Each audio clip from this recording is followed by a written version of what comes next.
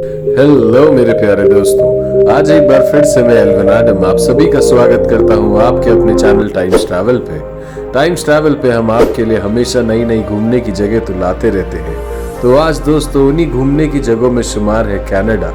Canada अपने आप में एक बेहद ही खूबसूरत शहर है और अगर आपने आज तक हमारा पुराना कनाडा वाला वीडियो नहीं देखा है तो उसका लिंक डिस्क्रिप्शन में है, उस पर जाएं और उस वीडियो को जरूर देखें क्योंकि कनाडा एक बेहद ही खूबसूरत जगह है। यहाँ पे है नाइग्रा फॉल्स, है टोरंटो शहर और साथ ही साथ है मिनी पंजाब। जी हाँ, कनाडा के अंदर हिंदुस्तान से जाके रहने वाले सरदारों की संख्या इतनी ज्यादा है कि वो कनाडा नहीं एक छोटा पंजाब का हिस्सा ही नजर आता है। तो चलो आज का समय बर्बाद किए बिना आज के इंटरेस्टिंग टॉपिक को शुरू करते हैं। आज का टॉपिक पहले से कुछ ज्यादा ही अलग होने वाला है क्योंकि आज के दिन हम कनाडा की सिर्फ तारीफों की बात नहीं करेंगे बल्कि आपको दिखाएंगे कनाडा में आने वाली कई सारी दिक्कतें। तो इन सभी दिक्कतों में सबसे पहले नंबर पे है कनाडा की सर्दी। जी हाँ, कनाडा की विंटर्स। अगर कनाडा की विंटर्स की बात करी जाए तो स्ट्रेट 6 महीने कनाडा में ऐसे जाते हैं कि तापमान -50 डिग्री तक चला जाता है। जी हाँ, हैरान मत होइए, ये सर्दी इतनी ज्यादा है कि वहाँ चैन से खड़े रह पाना शायद आपके लिए बेहद ही मुश्किल हो जाएगा और आपको चाहिए होगा एक प्यारा सा हमसफर जिसके साथ गुजार सको आप अच्छा सा वक्त और रह सको गर्मा गर्म। तभी तो कनाडा में जो कोई जाता है वो अकेला नहीं रहता बल्कि किसी न किसी एक हमसफर को अपने साथ पकड़ ही लेता है ताकि उसकी गर्मी हमेशा बरकरार रहे। तो दोस्तों, कनाडा की सर्दी एक ऐसी चीज है जो कि शायद आपको मजा कम और सजा ज्यादा लगेगी क्योंकि उस दौरान हर तरफ होती है बहुत भयंकर बर्फबारी। गाड़ी चलाना तो समझो बहुत ही ज्यादा मुश्किल हो जाता है क्योंकि आपकी गाड़ी ऊपर नीचे आगे पीछे हर तरफ ढक जाती है बर्फ से। अगर आप बात करें आउटिंग की या कहीं भी छुटपुट घूमने जाने की तो आपके लिए बहुत ही ज्यादा चीजें मुश्किल हो जाती हैं क्योंकि हर तरफ आना जाना हर चीज बहुत डिफिकल्ट रहती है क्योंकि पैर रखने के लिए सिर्फ बर्फ ही बर्फ होती है। इसके बाद नंबर 2 पे आता है कनाडा का हेल्थ केयर।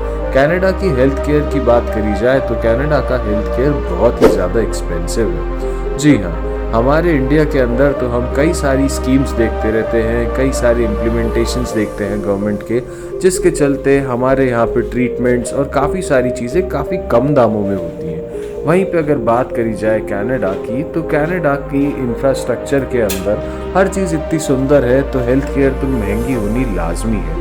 भले ही कनाडा के अंदर देखा जाए तो कनाडा में काफ़ी सारी टेक्नोलॉजीज काफ़ी आगे तक डेवलप्ड है, लेकिन इन सभी चीज़ों की वजह से आपको यहाँ पे एक अच्छे खासे दाम देने पड़ते हैं। और तो और कनाडा के डॉक्टर्स एक से एक लेटेस्ट टेक्नोलॉजी का यूज़ करते हैं जिसकी वजह से इलाज तो बेहतरीन से बेहतरीन होता है, लेकिन वो लोग जिनको जेब में नहीं है फूटी कौड़ी उनके लिए इन चीज़ों को कर पाना बहुत ही ज़्यादा मुश्किल हो जाता है।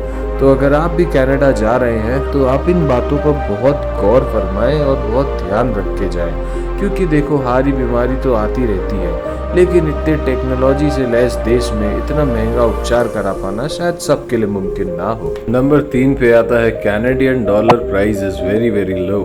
जी हाँ, कनाडा यूं तो एक बेहद ही शानदार देश है जैसा हमने पहले भी देखा, लेकिन गौरतलब बात यह है कि यहाँ की करेंसी की वैल्यू बहुत कम है।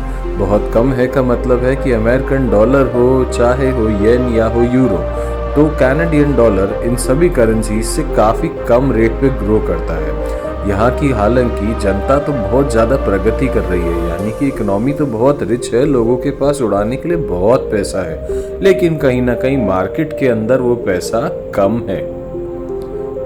इसके बाद नंबर आता है कॉस्ट ऑफ लिविंग की। कॉस्ट ऑफ लिविंग की बात करी जाए तो कनाडा एक बहुत ही महंगे देशों में से एक है। जी हाँ, जहाँ आपको अपने काम करने के लिए मोटी कमाई मिलती है वहीं पे घर के खर्चे चलाने के लिए एक मोटा हिस्सा चला भी जाता है। और अगर उसपे से आपके पास हो कोई एक प्यारा सा हमसफर या हो आपकी कोई गर्लफ्रेंड जिससे करते हो आप लंबी लंबी बातें, तो भैया आपके पैसे और ज़्यादा ठुकना गारंटीड है क्योंकि वहाँ चाहे घूमने की जगह हो, रेस्टोरेंट हो, हर चीज़ काफ़ी ज़्यादा एक्सपेंसिव मिलती है। यानी कि हर किसी को कमाने के लिए इक्वल अपॉर्चुनिटी मिलती है। पर हाँ, अगर आप चाहते हो अपनी ज़िंदगी को जीना तो भैया थोड़ा खर्चा करने की आदत तो आपको कनाडा में डालनी ही पड़ेगी। इसके बाद आता है कनाडा का टैक्स। कनाडा का टैक्स दुनिया के सभी टैक्सों में से सबसे भयंकर टैक्स रिजीम है। जी हाँ, जैसे हमने यहाँ पे इम्पोज किया जीएसटी ताकि चीज़ें हो सके सस्ती और आसान, वैसे ही वहाँ पर जीएसटी जैसी कोई और चीज़ नहीं है, बल्कि वहाँ पे लगाया जाता है सीएसटी टैक्स। इसके अंदर कनाडा सरकार कई प्रकार के टैक्सेस लगाती है, जिससे हर चीज़ के ऊपर आपको करीब करीब देखा जाए तो 28% तक टैक्स देना पड़ता है। और पिछले कुछ सालों में देखा जाए तो ये इसका टैक्स सीधा सीधा 10% तक ग्रो हो चुका है।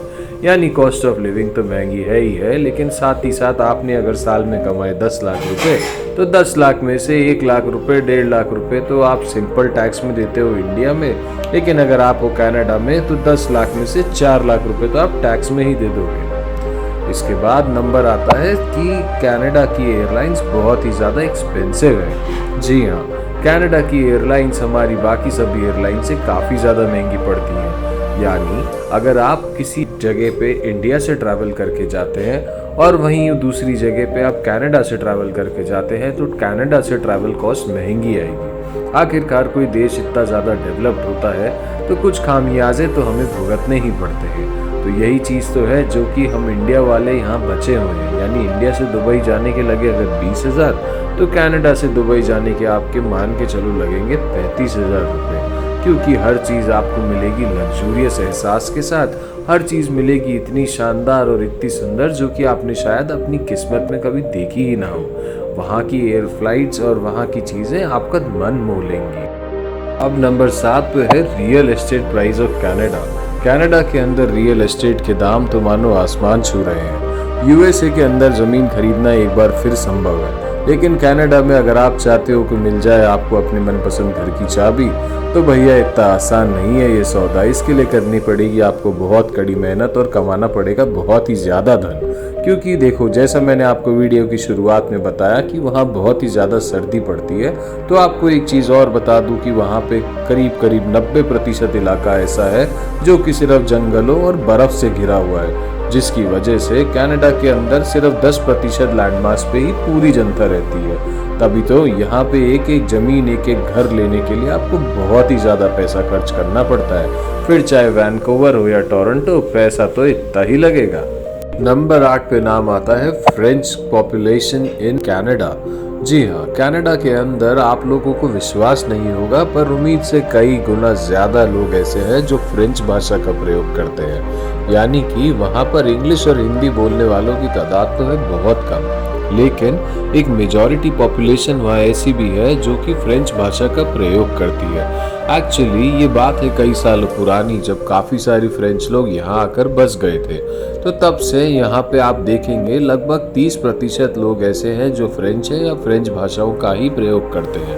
अब इससे दिक्कत हम लोगों को कहाँ आती है, तो आप भाई इस चीज़ में ये भी सोचो, कल को आप काम करोगे, नौकरी कर रहे हो, किसी स्टोर पे जा रहे हो सामान लेने, तो ऐसी कई जगह मिलेंगी जहाँ आपको फ्रेंच में बातचीत करने वाले लोग मिलेंगे। तो आप एक ऐसे देश पहुँचे जहाँ आपने सोचा होगा मिनी पंजाब, पर भैया वहाँ मिनी पंजाब छोड़ो, फिरंगी भी नहीं मिले, पर एक अलग ही तीसरी भाषा बोलने वाले लोग मिल गए। तो ऐसी जगह पे रहना तो सबके लिए मुश्किल हो ही जाएगा। तो आपको कैसी लगी आज की वीडियो हमें कमेंट करके ज़रूर बताएं, और अगला क्या देखना चाहते हैं ये भी